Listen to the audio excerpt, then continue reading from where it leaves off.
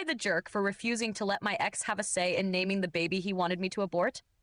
I, 27F.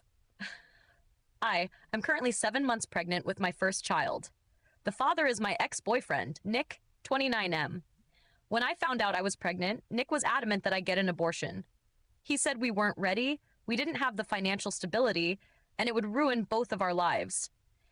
I considered it briefly, but ultimately, I decided I wanted to keep the baby. Nick didn't take it well.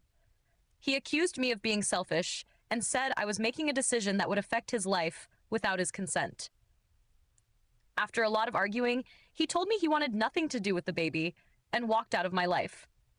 I was heartbroken, but I came to terms with being a single mom and have been preparing for this new chapter ever since. Fast forward to now.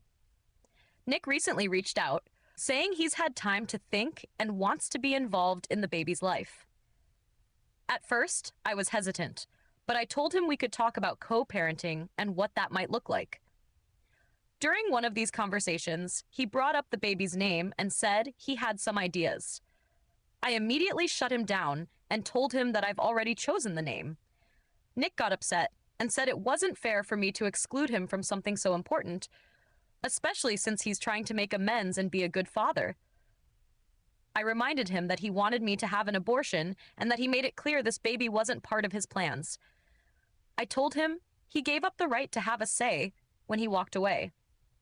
Now, he's accusing me of holding his past actions against him and says I'm not giving him a fair chance to be involved. Some mutual friends agree with him and say I should let him have some input if I want him to be an active part of the baby's life. Others think I'm right to set boundaries, given how he treated me during the early stages of the pregnancy. I feel conflicted.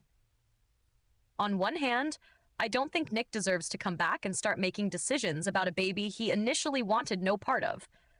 On the other hand, I don't want to make things harder for my child by creating unnecessary conflict with their father.